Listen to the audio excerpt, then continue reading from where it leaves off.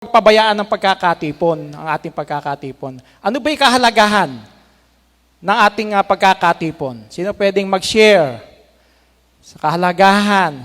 Bakit dapat hindi natin pinapabayaan yung ating pagkakatipon? Anong may dudulot, may bibigay sa atin nito kung hindi natin pinapabayaan yung isa sa napakahalagang tungkulin na inutos sa atin ng Diyos? Sino pwedeng mag-share? Bakit hindi dapat natin pabayaan yung ating pagkakatipon? Doon, si Sister Vivian. Bago natin simulan yung ating pagtalakay. Dahil po dito, nakakapakinig tayo ng mga aral at turo tungkol sa Bible po, tungkol sa Diyos. Yan. Dahil sa pamamagitan nun, nakakapag-aral tayo, nakakarinig tayo ng turo at aral ng Diyos. Ano pa? Ano pa ang mga mahalagang bagay na, Sister Norby? Parang sa eskwelahan lang, attendance. Attendance. Para physically, mentally, spiritually, ay nakasama mo yung mga, mga kapananampalataya. Yun po. Ayan. Okay, so itinulad sa isang estudyante, pagka teacher yon nagsabi. Kasi alam natin, Sister Blessy, isa pang teacher doon. Ilang mananampalataya, ito yung pangunahing tungkulin natin sa Diyos na wag nating pabayaan yung ating pagkakatipon. Pangunahin tungkulin natin. Ayan. Meron pa? Gusto mag-share kung anong kahalagahan sa atin na ibibigay kung bakit natin ginagawa yan na hindi natin pinababayaan yung araw ng pagkakatipon? Sa kabataan. Sister, wala si Sister Ella. Sister Alex. Ano bang... So, base po sa mga nakaraang lesson, manampalataya daw po tayo ng may gawa. So, sa pamamagitan po ng pananampalataya ng may gawa, sinasabuhay po natin yung utos po ng Panginoon. Ayun, so isa dun sa gawa, di ba? Kasi utos, huwag pababayaan pinababayaan mo, ibig sabihin, walang gawa. Kailangan pananampalataya, may gawa. Yan, maraming salamat. Meron man nagtaas ng kamay doon sa taas, kaligod kangina. Sino ba nagtaas ng kamay? Yun na rin po, yung utos po ng Diyos, yung huwag natin kalilimutan yung pagsamba. Yan. So, sige po, thank you. So, ngayon po, simulan natin, naghanda rin ako ng ilan na mga katanungan at kasagutan, basahin na lang po natin. Una, sa panahon ng mga unang Kristiyano, saan sila nagkakatipon? Simulan natin dyan. Pakibasa. At araw-araw sila'y nagsisipanatiling matibay sa pagkakaisa sa templo at sa pagputol-putol ng tinapay sa bahay-bahay at nagsisisikan sila ng kanilang pata ng puso nangagpupuri sa Diyos at nangagtatamo ng paglingap ng buong bayan at inidaragdag sa kanila ng Panginoon araw-araw yaong nangagliligtas. Ayan, sa templo at doon sa bahay-bahay. So ito, araw-araw pa raw, di ba? Araw-araw sila yung nakakatipon. Kasi tanda natin, nung panahon na yan, nung umakyat na sa langit ang ating Panginoong Jesucristo, yung mga kapatiran, yung bawat ari-arian nila, pinamamahagi, pinapaubaya sa mga apostol, siyang pinangangasiwaan nila para pang buong iglesia. So, nagkakaroon din sila ng mga araw-araw na pagkakatipon. Sa templo, sa bahay-bahay, sabihin patuloy na sila ay sumasamba sa Diyos. Ano pa? Sunod. Sa patuloy na pangangaral ng salita ng Diyos, saan pa sila nagkakatipon? Basa, Gawa 20, talatang 8. Sa silid sa itaas ng bahay na pinagtitipunan namin ay may maraming ilaw. Ayun, so sa bahay din. Doon kanina, templo, nabanggit din doon sa bahay, ito rin sa silid ng bahay, doon sila nagkakatipon. Doon nagkakatipon yung mga kapatiran. Sunod.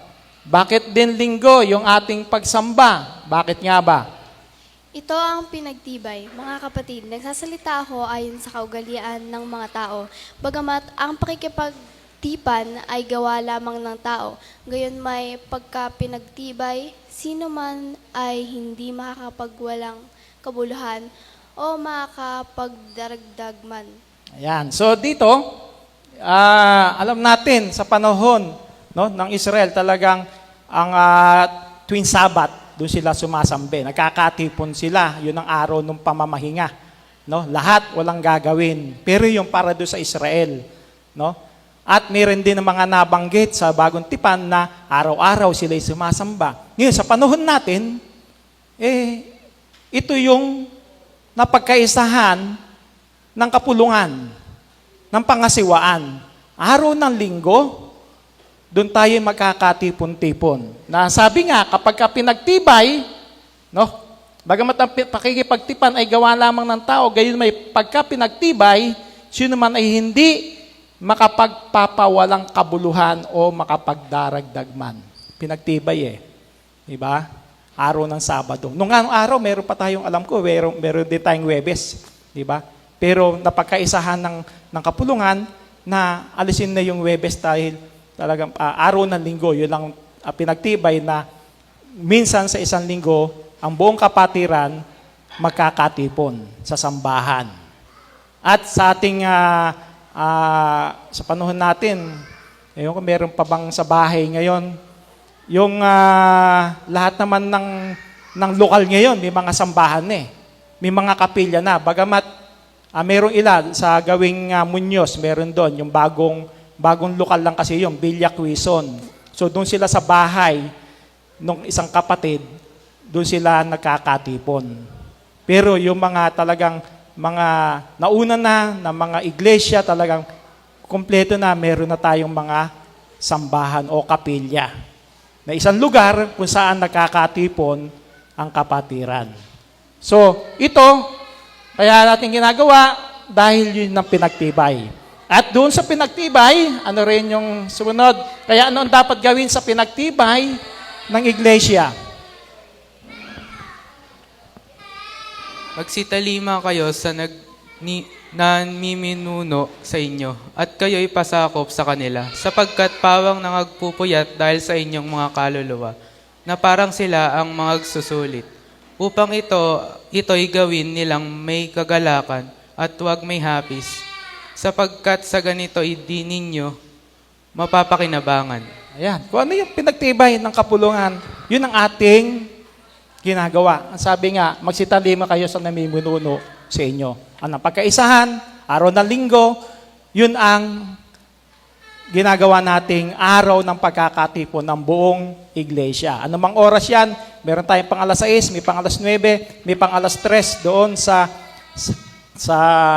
Kabanatuan, may pang alas 11, Project 8. So, base na lang doon sa mga pinagtibay. So, yun ang dapat din naman nating talimahin.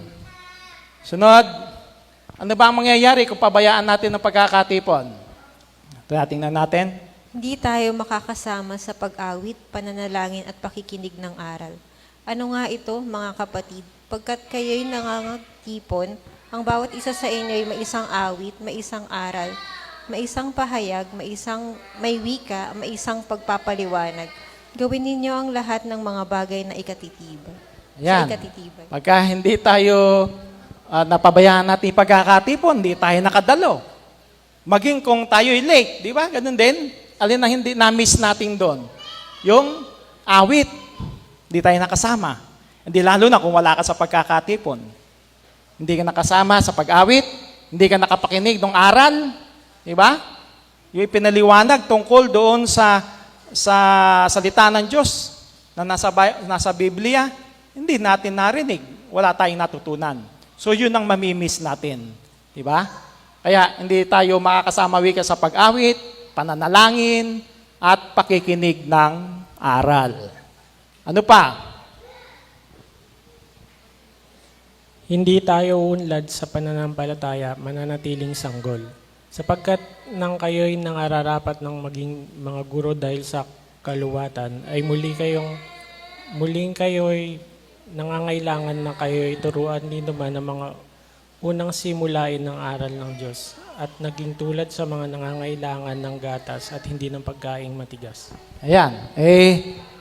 Matagal na sa iglesia, pero kung pinababayaan mo yung iyong pagkakatipon, tungkulin mo sa Diyos, hindi ka nakakapakinig ng salita ng Diyos, para ka pa rin sanggol. Ang sabi nga dapat nga kumakain na ng matigas, sanggol pa rin, gatas pa rin ang iniinom. Hindi na tumatag yung pananampalataya. Kung hindi nakakapakinig ng aral ng Diyos, konting may nasabi ng hindi maganda o hindi maganda sa pakinig niya, natisod na. Di ba? Kasi kulang dun sa pundasyon ng salita ng Diyos Kaya napakahalaga na laging nakakapakinig ng salita ng Diyos para hindi tayo manatiling sanggol. Hindi ba? Parang sa estudyante rin. Nabanggit nung mga teacher natin na kinakailangan yung attendance no? Pag attendance, kahit na nandun ka, araw-araw pumapasok ka, nakikinig ka pa rin nun. Pero kung hindi ka nakikinig, ano matututunan mo? Di ba? Napakahalaga nung nandun ka. Kaya kinakailangan talaga na maging matibay tayo sa ating pananampalataya. Magawa natin yung ating tungkulin. Hindi pwedeng, may college ka na, dapat wala ka pang alam, ang alam mo pa rin pang grade 1. Diba? Alam mo lang, bumasa at sumulat. Sa comprehension, wala. Pagdating sa college, sa kolehiyo, magayon itutulad natin sa isang estudyante na college na dapat, pero yung unawa niya, pang grade 1 lang. Diba? Yun yung sinasabi na pang sanggol lang. So, hindi dapat. Kaya kinakailangan talaga hindi pabayaan ng pagkakatipon. Ano pa?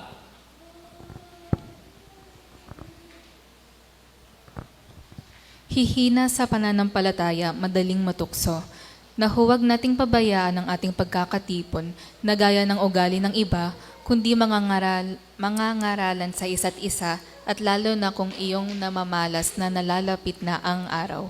Yan, so yun yung pinagkunan ng ating ng paksa, no?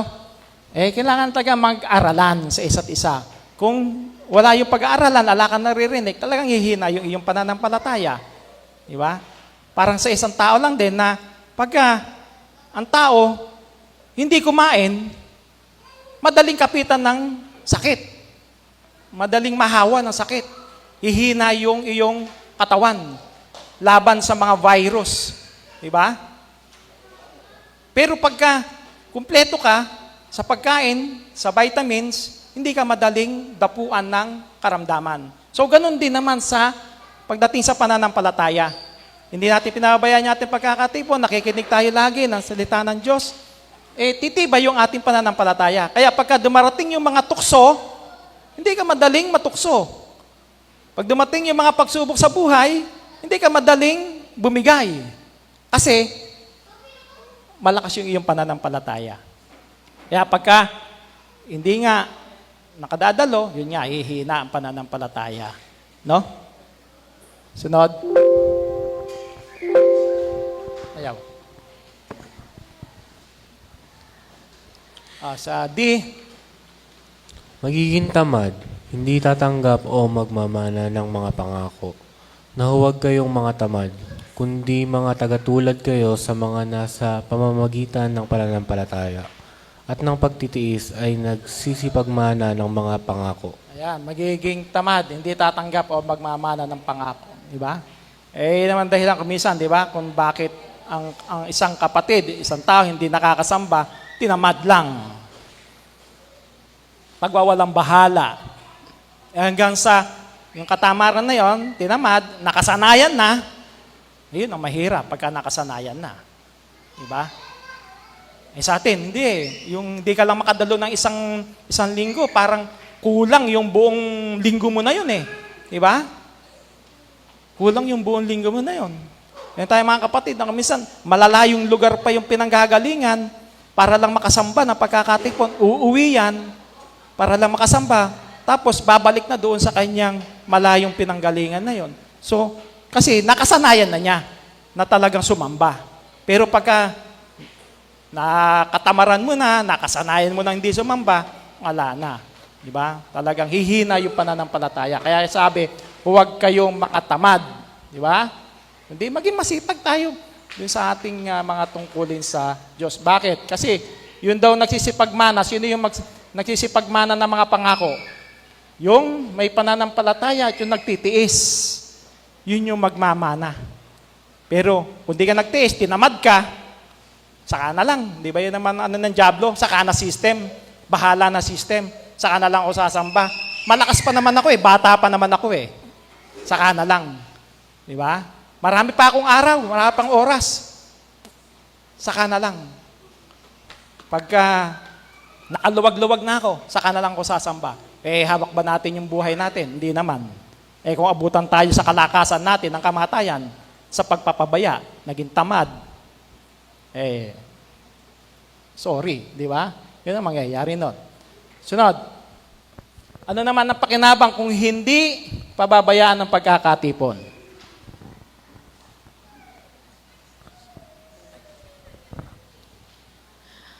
At lumagpak ang ulan at bumaha at humihip ang mga hangin at hinampas ang bahay na yaon at hindi nabagsak sapagkat natatayo sa ibabaw ng bato. Ayan. So matutulad daw dun sa taong matalino na nagtayo ng bahay sa ibabaw ng bato. Pag hindi natin pinababayaan yung ating pagkakatipon. Di ba? Kasi alam mo yung turo't aral ng Diyos matibay ka, matatag ka. Di ba? Yung ibinigay na halimbawa ng ating Panginoong Kristo yung isa nagtayo doon sa buhangin.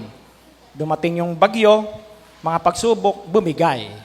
Pero yung nakatayo doon sa bato, sabihin, nung nakatayo sa bato, talagang ginagampanan niya yung kanyang tungkulin sa iglesia. Hindi siya nagpapabaya ng kanyang tungkulin sa iglesia. Kaya kahit daw dumating yung malakas na hangin, ano man yan, mga lumagpak yung ulan, hindi matitinag. Maging sa ating pananampalataya, dumating man yung mga pagsubok, mga tukso, kung nasa atin yung turo't aral ng Diyos, mga salita ng Diyos na lagi nating napag-aaralan, nakatanim sa ating puso at isipan, hindi tayo matutukso na gumawa ng bagay na labag sa kalooban ng Diyos. Yung mga pagsubok, malalagpasan natin, hindi kabibigay. Di ba? Dahil ipaubaya natin, ihihingi natin ng tulong sa Panginoon. Kaya yun yung isa, matutulad sa taong matalino na nagtayo ng bahay sa ibabaw ng bato. Matibay siya. Sapagkat yung pinagkakasaligan ng iglesia, ang bato na ating panulok, ang ating Panginoong Kristo. Ano pa?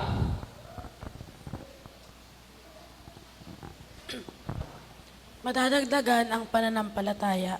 At sinabi ng mga apostol sa Panginoon, dagdagan mo ang pananampalataya namin.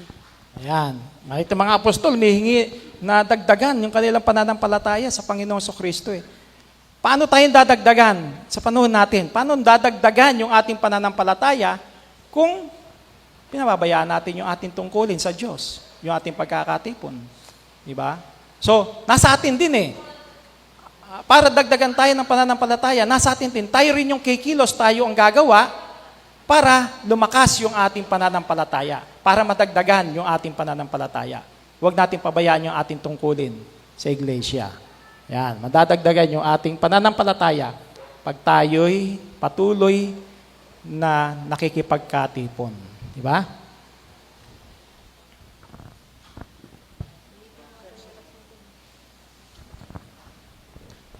Lalakas ang pananampalataya. Kaya't ang pananampalataya ay bunga ng pakikinig at makakapakinig lamang kung ang mga mangangaral tungkol kay Kristo. May mangangaral tungkol kay Kristo. Ayan. So lalakas yung pananampalataya. Sa paanong paraan? Doon sa pakikinig. Bunga ng pakikinig wala kang napakinggan tungkol sa aral ng Diyos. Di ba? Wala kang napakinggan. Kaya nung dumating yung mga pagsubok sa buhay, dahil sa kakulangan ng pananampalataya, bumibigay, natutukso. Diba? So, kinakailangan talaga na laging nakikinig. At sabi nga, at ang makakapakinig lamang kung may mga ngaral tungkol kay Kristo. Tulad nitong ating ginagawa. May tagapangaral, may nagpapaliwanag, may tagapakinig. So lahat nakikinabang na nadadagdagan yung ating kaalaman pang espiritual na magpapalakas ng ating pananampalataya. Sunod. Sa paanong paraan natin gagawin ang ating pagkakatipon?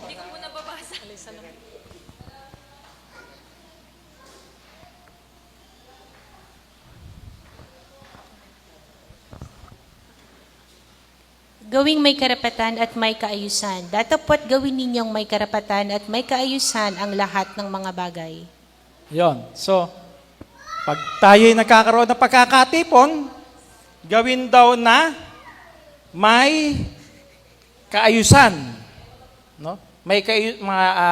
Gawin ninyong may karapatan at may kaayusan ang lahat ng mga bagay. So, ibig sabihin, talagang yung ginagawa natin sa iglesia, naaayon doon sa tamang panuntunan ng Diyos. Naaayon doon sa turut aral ng Diyos. No? Merong karapatan. May kaayusan, tulad ng ating ginagawa ngayon, may kaayusan na mayroong tagapangaral, nag-awitan tayo, tayo nagpuri sa Diyos. May kaayusan, hindi nakakagulo, walang kaguluhan. Diba? Walang salimbayan na nagkakagulo. Hindi. Talagang merong karapatan at may kaayusan yung ating ginagawang pananambahan sa Diyos. At itong ating ginagawa, saan natin daw dapat gawin, saan ba dapat ganapin ang pagkakatipon? Sa bahay ng Diyos. Ano mang iniutos ng Diyos ng langit, gawing lubos sa bahay ng Diyos ng langit. Ayan. So, gawing lubos sa bahay ng Diyos ng langit. Ang utos ng Diyos, huwag natin pababayaan yung araw ng pagkakatipon. Ang sabi niya, kung saan natin dapat gawin, sa iglesia ng Diyos. No? Sa bahay ng Diyos. Anong sabi ni Apostol Pablo? Sa bahay ng Diyos? Iglesia ng Diyos.